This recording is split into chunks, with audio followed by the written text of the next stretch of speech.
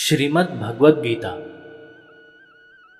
पांडवों ने 12 वर्ष का वनवास और 1 वर्ष का अज्ञातवास समाप्त होने पर जब प्रतिज्ञा के अनुसार अपना आधा राज्य मांगा, तब दुर्योधन ने आधा राज्य तो क्या, तीखी सुई की नोक जितनी जमीन भी बिना युद्ध के देनी स्वीकार नहीं की। अतः पांडवों ने माता कुंती की आज्ञा के अनुसार युद्ध करना स्वीकार कर लिया। इस प्रकार पांडवों और कौरवों का युद्ध होना निश्चित हो गया और तद अनुसार दोनों ओर से युद्ध की तैयारी होने लगी। महर्षि वेदव्यास जी का धृतराष्ट्र पर बहुत स्नेह था। उस स्नेह के कारण उन्होंने धृतराष्ट्र के पास आकर कहा कि युद्ध होना और उसमें क्षत्रियों का महान संहार होना अवश्यम भावी है, इसे कोई टाल नहीं सकता।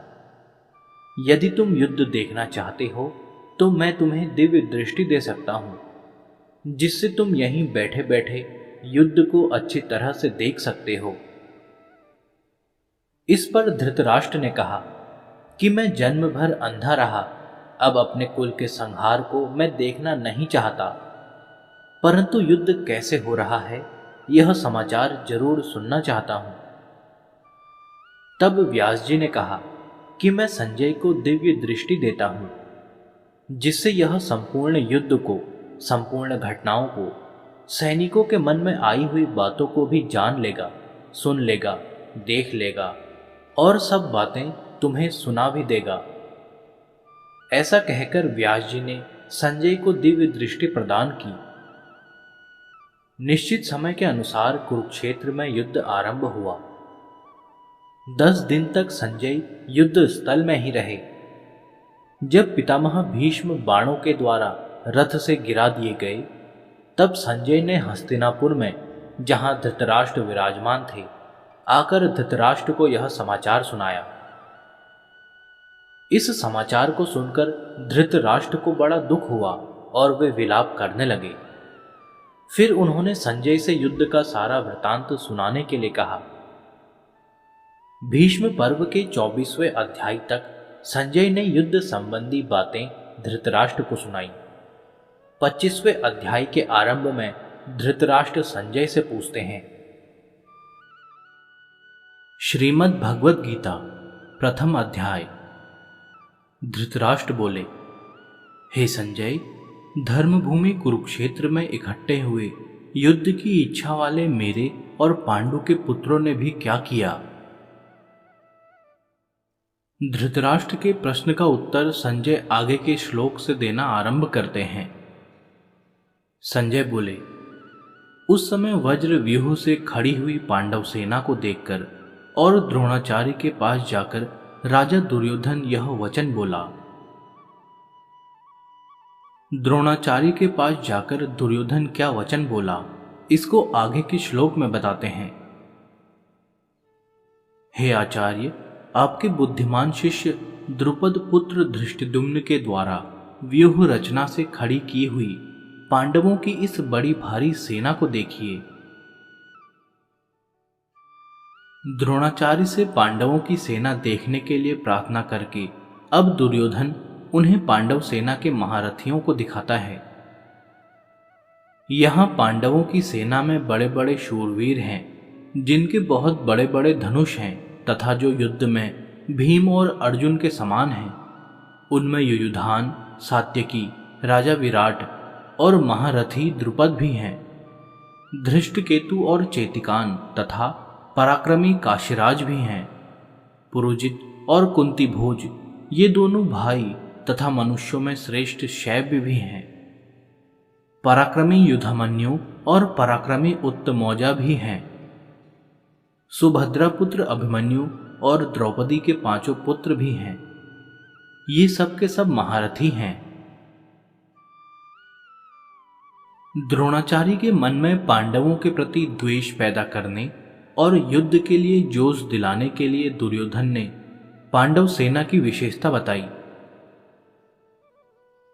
दुर्योधन के मन में विचार आया कि द्रोणाचार्य पांडवों के पक्षपाती हैं ही, अतः वे पांडव सेना की महत्ता सुनकर मेरे को यह कह सकते हैं कि जब पांडवों की सेना में इतनी विशेषता है तो उनके साथ तू संधि क्यों नहीं कर लेता। ऐसा विचार आते ही दुर्योधन आगे के 3 श्लोकों में अपनी सेना की विशेषता बताता है। हे द्विजोत्तम, हमारे पक्ष में भी जो मुख्य हैं उन पर भी आप ध्यान दीजिए। आपको याद दिलाने के लिए मेरी सेना के जो नायक हैं उनको मैं कहता हूं। आप द्रोणाचार्य और पितामह भीष्म तथा कर्ण और संग्राम विजयी कृपाचार्य तथा वैसे ही अश्वत्थामा, विकर्ण और सोमदत्त का पुत्र भूरिश्रवा। इनके अतिरिक्त बहुत से शूरवीर हैं जिन्होंने मेरे लिए अपने जीने की इच्छा का भी परित्याग कर दिया है और जो अनेक प्रकार के अस्त्र शस्त्रों को चलाने वाले हैं तथा सबके सब युद्ध कला में अत्यंत चतुर हैं। दुर्योधन की बातें सुनकर जब द्रोणाचार्य कुछ भी नहीं बोले तब अपनी चालाकी न चल सकने से दुर्योधन के मन में क्या विचार आता है, इसको संजय आगे के श्लोक में कहते हैं। द्रोणाचार्य को चुप देखकर दुर्योधन के मन में विचार हुआ कि वास्तव में हमारी वह सेना पांडवों पर विजय करने में अपर्याप्त है, असमर्थ है, क्योंकि उसके संरक्षक उभय पक्षपाती भीष्म हैं। परंतु इन पांडवों की यह सेना हम पर विजय करने में पर्याप्त है, समर्थ है, क्योंकि इसके संरक्षक निज सेना पक्षपाती भीमसेन हैं। अब दुर्योधन पितामह भीष्म को प्रसन्न करने के लिए अपनी सेना के सभी महारथियों से कहता है।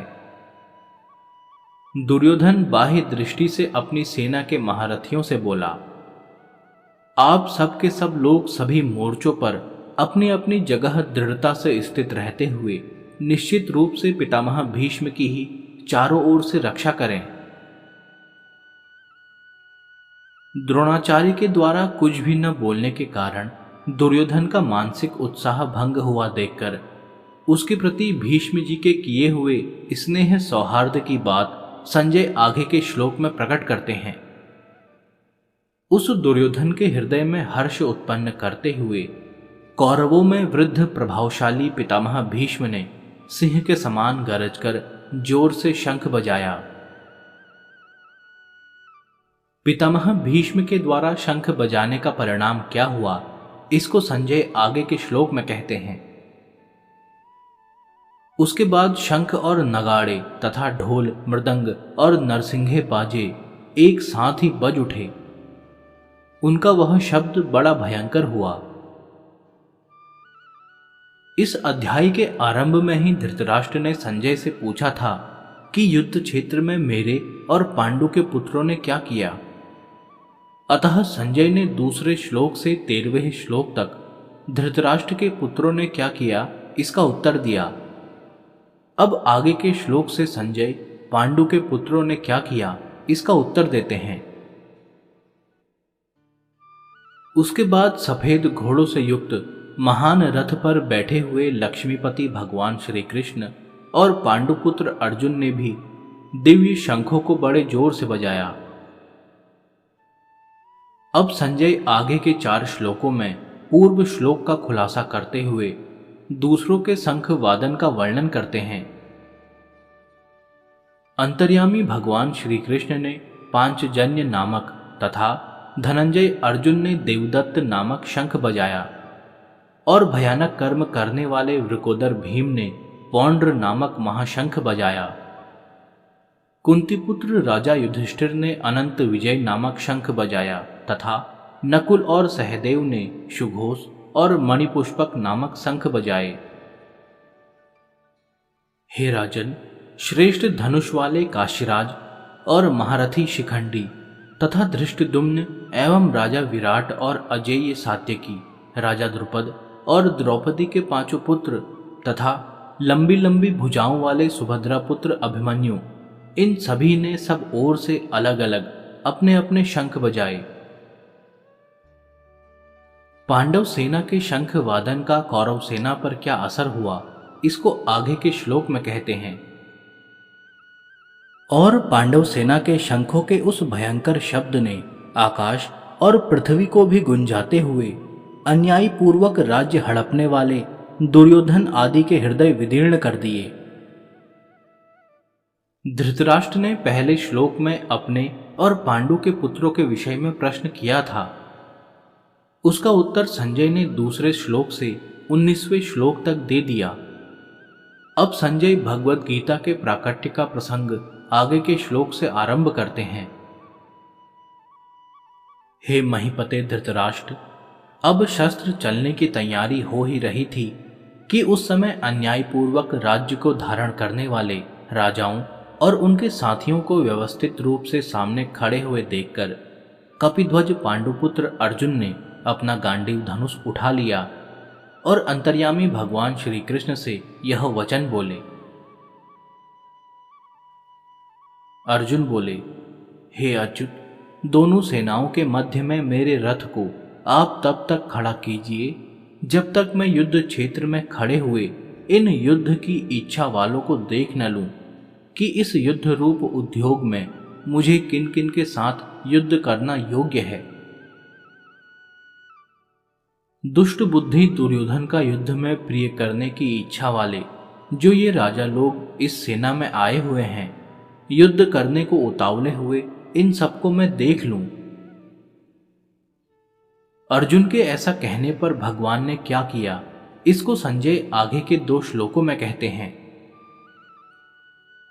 संजय बोले, हे भरतवंशी राजन, निद्रा विजयी अर्जुन के द्वारा इस तरह कहने पर अंतर्यामी भगवान श्री कृष्ण ने दोनों सेनाओं के मध्य भाग में पितामह भीष्म और आचार्य द्रोण के सामने तथा संपूर्ण राजाओं के सामने श्रेष्ठ रथ को खड़ा करके इस प्रकार कहा कि हे पार्थ, इन इकट्ठे हुए कुरुवंशियों को देख। पूर्व श्लोक में भगवान ने अर्जुन से कुरुवंशियों को देखने के लिए कहा। उसके बाद क्या हुआ, इसका वर्णन संजय आगे के श्लोक में करते हैं। उसके बाद प्रथानंदन अर्जुन ने उन दोनों ही सेनाओं में स्थित पिताओं को, पितामहों को, आचार्यों को, मामाओं को, भाइयों को, पुत्रों को, पौत्रों को तथा मित्रों को, ससुरों को और सुहृदों को भी देखा। अपने सब कुटुंबियों को देखने के बाद अर्जुन ने क्या किया, इसको आगे के श्लोक में कहते हैं। अपनी अपनी जगह पर स्थित उन संपूर्ण बांधवों को देखकर वे कुंती नंदन अर्जुन अत्यंत कायरता से युक्त होकर विषाद करते हुए ऐसा बोले। अर्जुन बोले, हे कृष्ण, युद्ध की इच्छा वाले इस कुटुंब समुदाय को अपने सामने उपस्थित देखकर मेरे अंग शिथिल हो रहे हैं और मुख सूख रहा है तथा मेरे शरीर में कपकपी आ रही है एवं रोंगटे खड़े हो रहे हैं। हाथ से गांडीव धनुष गिर रहा है और त्वचा भी जल रही है। मेरा मन भ्रमित सा हो रहा है और मैं खड़े रहने में भी असमर्थ हो रहा हूं। पूर्व श्लोक में अपने शरीर के शोक जनित 8 चिन्हों का वर्णन करके अब अर्जुन भावी परिणाम के सूचक शकुनों की दृष्टि से युद्ध करने का अनौचित्य बताते हैं। हे केशव, मैं लक्षणों शकुनों को भी विपरीत देख रहा हूं और युद्ध में स्वजनों को मारकर श्रेय लाभ भी नहीं देख रहा हूं, जिसमें न तो शुभ शकुन दिखते हैं और न श्रेय ही दिखता है। ऐसी अनिष्ट कारक विजय को प्राप्त करने की अनिच्छा अर्जुन आगे के श्लोक में प्रकट करते हैं। हे कृष्ण, मैं न तो विजय चाहता हूं, न राज्य चाहता हूं और न सुखों को ही चाहता हूं। हे गोविंद, हम लोगों को राज्य से क्या लाभ, भोगों से क्या लाभ अथवा जीने से भी क्या लाभ। अर्जुन विजय आदि को क्यों नहीं चाहते, इसका हेतु आगे के श्लोक में बताते हैं। जिनके लिए हमारी राज्य, भोग और सुख की इच्छा है, वे ही ये सब अपने प्राणों की और धन की आशा का त्याग करके युद्ध में खड़े हैं। जिनके लिए हम राज्य, भोग और सुख चाहते हैं, वे लोग कौन हैं, इसका वर्णन अर्जुन आगे के 2 श्लोकों में करते हैं। आचार्य, पिता, पुत्र और उसी प्रकार पितामह, मामा, ससुर, पौत्र, साले तथा अन्य जितने भी संबंधी हैं, मुझ पर प्रहार करने पर भी मैं इनको मारना नहीं चाहता। और हे मधुसूदन, मुझे त्रिलोकी का राज्य मिलता हो तो भी मैं इनको मारना नहीं चाहता। फिर पृथ्वी के लिए तो मैं इनको मारूं ही क्या। पूर्व श्लोक में अर्जुन ने स्वजनों को न मारने में दो हेतु बताए। अब परिणाम की दृष्टि से भी स्वजनों को न मारना सिद्ध करते हैं। हे जनार्दन, इन धृतराष्ट्र संबंधियों को मारकर हम लोगों को क्या प्रसन्नता होगी। इन आतताइयों को मारने से तो हमें पाप ही लगेगा। पूर्व श्लोक में युद्ध का दुष्परिणाम बताकर अब अर्जुन युद्ध करने का सर्वथा अनौचित्य बताते हैं। इसलिए अपने बांधव इन धृतराष्ट्र संबंधियों को मारने के लिए हम योग्य नहीं हैं, क्योंकि हे माधव, अपने कुटुंबियों को मारकर हम कैसे सुखी होंगे। अब यहां यह शंका होती है कि जैसे तुम्हारे लिए दुर्योधन आदि स्वजन हैं, ऐसे ही दुर्योधन आदि के लिए भी तो तुम स्वजन हो। स्वजन की दृष्टि से तुम तो युद्ध से निवृत्त होने की बात सोच रहे हो, पर दुर्योधन आदि युद्ध से निवृत्त होने की बात ही नहीं सोच रहे हैं। इसका क्या कारण है? इसका उत्तर अर्जुन आगे के 2 श्लोकों में देते हैं। यद्यपि लोभ के कारण जिनका विवेक विचार लुप्त हो गया है, ऐसे ये दुर्योधन आदि कुल का नाश करने से होने वाले दोष को और मित्रों के साथ द्वेष करने से होने वाले पाप को नहीं देखते। तो भी हे जनार्दन, कुल का नाश करने से होने वाले दोष को ठीक ठीक जानने वाले हम लोग इस पाप से निवृत्त होने का विचार क्यों न करें। कुल का क्षय करने से होने वाले जिन दोषों को हम जानते हैं, वे दोष कौन कौन से हैं, उन दोषों की परंपरा आगे के 5 श्लोकों में बताते हैं। कुल का क्षय होने पर सदा से चलते आए कुल धर्म नष्ट हो जाते हैं, और धर्म का नाश होने पर बचे हुए संपूर्ण कुल को अधर्म दबा लेता है। हे कृष्ण, अधर्म के अधिक बढ़ जाने से कुल की स्त्रियां दूषित होती हैं, और हे वाष्णेय, स्त्रियों के दूषित होने पर वर्ण संकर पैदा हो जाते हैं। वर्ण संकर कुल घातियों को और कुल को नरक में ले जाने वाला ही होता है। श्राद्ध और तर्पण न मिलने से इन कुल घातियों के पितर भी अपने स्थान से गिर जाते हैं।